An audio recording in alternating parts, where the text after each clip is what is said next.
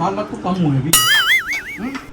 और स्टार्ट भी तो बहुत टाइम बाद किया था, शादी के 2 महीने बाद। और डेली जब बंदा करता है वो तो फिर अलग हो जाता है। बाकी केक अच्छा है तो। और मॉम भी हमारी थोड़ी बहुत हेल्प करने आती है। अंकल सफदर को अपने दोनों बेटों में कुछ न कुछ कीड़े ही दिखाई देते हैं। मोमिना और हुसैन के 4 लाख सब्सक्राइबर्स से अंकल जी खुश न हुए। कहते हैं कि इतने कम सब्सक्राइबर हुए हैं। दूसरी तरफ माँ साहब अपनी माँ को नौकरानी बनाने के बाद कहते हैं कि अम्मी हमारी थोड़ी बहुत हेल्प कर देती हैं। आज की इस वीडियो में मैं बात करूंगी इन तीनों भाइयों के हवाले से। आपने वीडियो को पूरा वॉच करना है। हेलो जी, अस्सलाम वालेकुम। आई होप कि आप सब बिल्कुल ठीक ठाक होंगे। अल्हम्दुलिल्लाह से मैं भी बिल्कुल ठीक ठाक हूँ। वीडियो स्टार्ट करने से पहले तमाम लोगों से रिक्वेस्ट है, चैनल को सब्सक्राइब कर दें, वीडियो को ज़रूर लाइक कर दें। हुसैन सफदर के 4 लाख सब्सक्राइबर हो गए हैं और मेरे ख्याल से ये बहुत बड़ी अचीवमेंट है, क्योंकि इतने कम टाइम में इतने ज़्यादा सब्सक्राइबर्स। और आजकल के दौर में जब अब व्लॉगिंग का रुझान जो है वो काफ़ी कम हो चुका है। आपने देखा होगा कि अब मिलियन व्यूज़ जो है वो काफ़ी कम आते हैं, जो कि पहले 2-4 साल बाद की बात करें, मतलब 2-4 साल पहले की बात करें अगर, तो मिलियन व्यूज़ हासिल करना बहुत आसान होता था। फजूल वीडियोज़ पर भी मिलियन व्यूज़ आ जाया करते थे। लेकिन आज के दौर में व्लॉगिंग करना बहुत मुश्किल होता जा रहा है और आने वाले वक्तों में ये बिल्कुल ही ख़त्म हो जाएगा। बहरहाल अंकल सफदर की मुझे ये बात बिल्कुल भी पसंद ना आई कि हुसैन बाकायदगी से वीडियोस बना रहा है, और वो हुसैन जो शादी से पहले हर वक्त सोता ही नज़र आता था, वो वाकई में चलो व्लॉगिंग ही सही लेकिन कुछ तो कर रहा है। लेकिन अंकल जी मुझे बिल्कुल खुश नज़र ना आए और ऐसा मुंह बसोड़ के टेबल पे बैठे थे कि बच्चों के लिए खुश हुआ जाता है। अंकल जी सिर्फ माँ की खुशी में खुश होते हैं। कहते हैं कि इतने से सब्सक्राइबर हुए हैं। अब ज़रा अंकल जी से पूछें कि आपके लाडले सपुत्रे माँ सफदर ने हुसैन सफदर का सारा कंटेंट खा लिया था, शादी से लेकर फेस रिवील से लेकर हर चीज़ उसने अपने चैनल पर दिखाई थी। तो भला हुसैन सफदर अपनी चैनल पर बेचारा क्या दिखाता, लेकिन फिर भी रही सही कसर उसने पूरी कर ली। माँ साहब तो चाहते थे कि डमाडस अपना चैनल गेमिंग पर चलाए, हालांकि अब गेमिंग की वीडियोस कोई भी पसंद नहीं करता। डमाडस ने 1-2 वीडियोस बनाई भी और उसने देखा भी कि कोई व्यूज़ नहीं आ रहे। उसके बाद फूड व्लॉगिंग भी उसने स्टार्ट की, लेकिन फूड व्लॉगिंग में बहुत मेहनत है और कराची जैसे शहर में बाहर जाकर फूड व्लॉगिंग करना, जहाँ पर आपको पता है कि हालात भी बहुत ख़राब होते हैं, लेकिन उसके बावजूद हुसैन जब तक साथ थे तो फूड व्लॉगिंग भी कर रहा था और बहुत अच्छी कर रहा था। मुझे तो हुसैन की जो डेली व्लॉगिंग है उससे ज़्यादा फूड व्लॉगिंग पसंद आ रही थी, लेकिन मुझे नहीं पता उसने क्यों छोड़ दी। बहरहाल उसने वो चीज़ भी छोड़ दी, लेकिन अब वो फाइनली डेली व्लॉगिंग पर आ गया है और बहुत कम अरसे में उसने 4 लाख सब्सक्राइबर्स जो है वो हासिल कर लिए हैं। अंकल जी बजाय बच्चों को मुबारक देने के, बच्चों की खुशी में खुश होने के, मुंह बसोड़ के बैठ गए। जैसे शादियों में पुप्पोएं नाराज़ होती हैं, अभी बिल्कुल उसी तरीके का अंकल का कुछ अंदाज़ था। और वैसे भी अंकल न शाद की खुशी में खुश होते हैं ना हुसैन की खुशी में, अंकल सिर्फ मास की खुशी में खुश होते हैं। माँ साहब छुपकलियों का केक भी बना के ले आए तो अंकल जी ऐसे खाते हैं जैसे अमृत जो है वो पिला दिया उनको।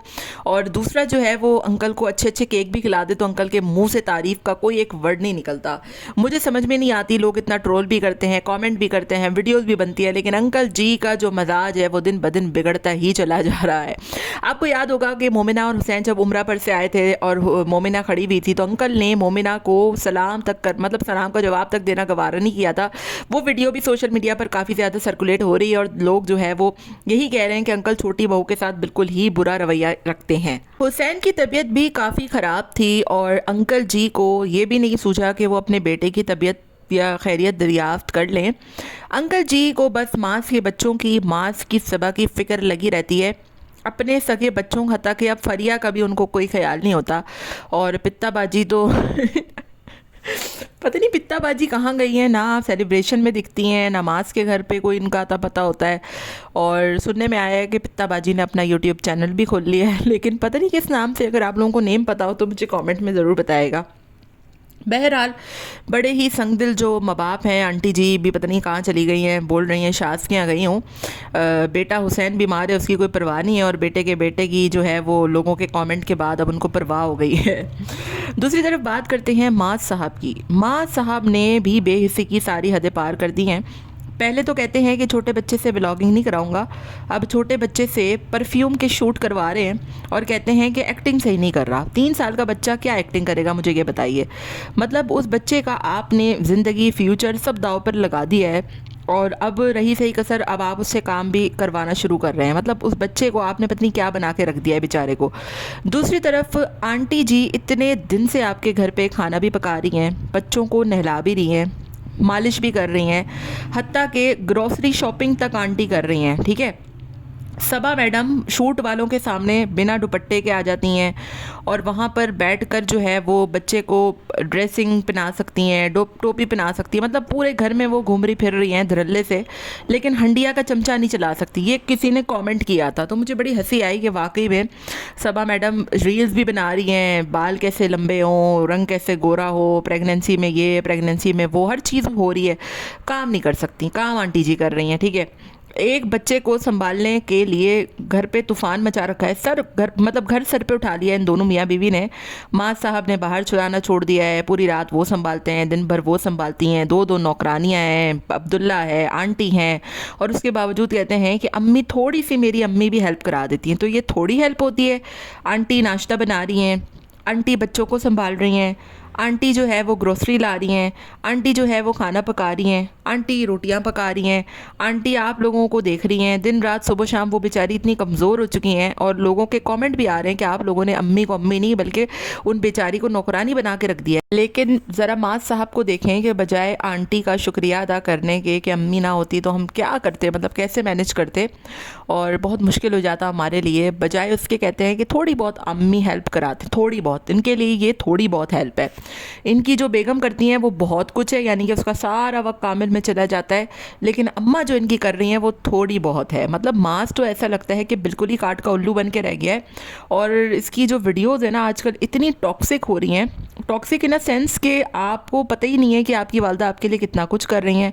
एक शाज है जो कि बेचारा बार बार अम्मी का शुक्रगुजार होता है, उनसे बोलता है, उनकी बात करता है, और यहाँ पर आपका जो मुंह है और रवैया है आंटी के लिए वो बिल्कुल ही मुख्तलिफ है। तो लोगों ने कमेंट भी किए और कहा भी माँ साहब से कि आपको तो अम्मी का शुक्रगुजार होना चाहिए कि वो बेचारी अपना पूरा घर छोड़कर, अपने बच्चों को छोड़कर, अपनी बेटियों को, अपने बेटे को, अपनी बहू को, सबको छोड़कर आपके पास बैठी हैं 1 महीने से, ग्रोसरी भी कर रही हैं, वो बच्चों को भी देख रही हैं। और 1-2 वीडियोज़ में मैंने देखा भी था कि वो कह रही थी कि कामिल को नहलाऊंगी, फिर बासिल को नहलाऊंगी, फिर कामिल का मसाज होगा, फिर उसको देखूंगी, मतलब सारा दिन वो बच्चा उसके साथ होता है। और मुझे नहीं लगता कि सबा मैडम जो है वो कुछ भी करती हैं, क्योंकि हमने देखा है कि जिस तरीके की सबा की रील्स आ रही हैं और जिस तरह वो मुँह पर लेपा पोती पलमल के वीडियोस बना रही होती है, उससे कहीं से नहीं लगता कि वो जो है वो मसरूफ़ है या उसके पास टाइम नहीं है। या माँ साहब जिस तरीके का नक्शा खींचते हैं कि सबा के पास तो बिल्कुल टाइम नहीं है, दिन भर नहीं सोती, रात भर नहीं सोती, तो ऐसा कुछ भी मुझे नहीं लगता। बाकी जो उसकी हालत है वो उसकी ज़िम्मेदार वो खुद है ना, वो खाएगी पिएगी नहीं। और जिस तरीके के उसके डार्क सर्कल्स वगैरह हैं वो आज से नहीं, वो बहुत पहले से ही हैं। तो उसका मतलब ये नहीं है कि ये सारी वजह जो है वो प्रेगनेंसी की वजह से है। अगर आप अपना ख्याल नहीं रखेंगे, प्रॉपर खाना नहीं खाएंगे, रोज़ आप बनाना के शेक ठूसे जाएंगे तो ऑब्वियसली बॉडी की एक रिक्वायरमेंट्स होती हैं।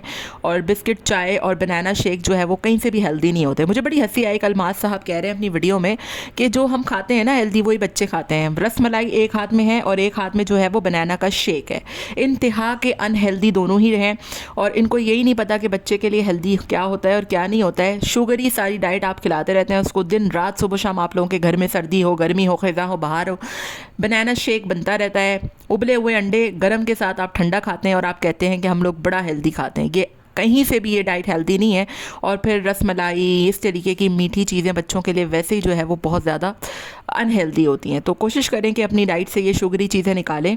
ये बिस्किट, ये रसमलाइयाँ, ये शेक्स, ये कहीं से भी हेल्दी नहीं होते। और शुगर तो जो है वो खालिस्तान कहते हैं कि अब बच्चों के लिए भी और बड़ों के लिए भी जहर बन चुकी है। तो आप कैसे कह सकते हैं कि हमारे यहाँ बड़ी हेल्दी डाइट खाते हैं हम लोग और बहुत हेल्दी जो है हम खाना खाते हैं और हमें देखकर बच्चा भी खाता है।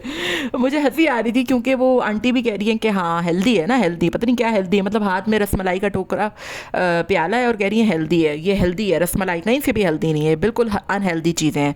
अगर आपको वाकई में बच्चे को खिलाना है तो उसको फ्रूट्स खिलाएं प्योर, और उसको जो है वो अच्छी अच्छी चीज़ें खिलाएं। उसको आप चिकन खिलाएं, उसको आप एग्स खिलाएं, उसको आप फ़िश खिलाएं, ना कि ये इस तरीके के आप उसको शुगरी डाइट्स खिला रहे हैं। वेजिटेबल्स खिलाएं, सब्ज़ी खिलाएं, जो कि आपकी दादी भी कहती हैं। तो मेरे ख्याल से तो इनके पूरे घर में अगर कोई हेल्दी खाना खाता है तो वो सिर्फ इनकी दादी हैं, जो कि माशाल्लाह से दिखता भी है कि वो उम्र के इस हिस्से में आकर भी कितनी ज़्यादा एक्टिव हैं। बहरहाल ये तो इनको खुद देखना चाहिए कि ये लोग दिखाते क्या है और बताते क्या है, और इनको लगता है कि ये लोग बहुत अच्छा कंटेंट बना रहे हैं। एनीवेज, आपका इन तमाम तो चीज़ों, हाँ, और एक और बात करनी थी कि शाज़ के घर, आंटी जी को अचानक से शास के घर जाने का ख्याल क्यों आ गया? दरअसल कमेंट में लोगों ने वो बेइज्जती की है कि पूछें मत। मतलब इतना लोगों ने टिका के बोला कि भाई युसरा के घर चली जाओ, युसरा का बेटा बीमार है। शाज ने वो भी लगाया था टाइटल भी ना कि मैं थर्सडे को अपना व्लॉग बनाऊंगा क्योंकि बच्चे की तबीयत ख़राब है। तो उसके बाद शायद हो सकता है मे बी उन्हें थोड़ा ख्याल आ गया हो, वरना तो वो माँ से खिसकने को तैयार ही नहीं थी। इसी वजह से वो शायद शाज के घर जा रही हैं। बहरहाल अब देखते हैं कि शाज साहब की वीडियो में क्या आता है। अपना बहुत ख्याल रखिएगा। Till then take care, tata bye bye, अल्लाह हाफिज़।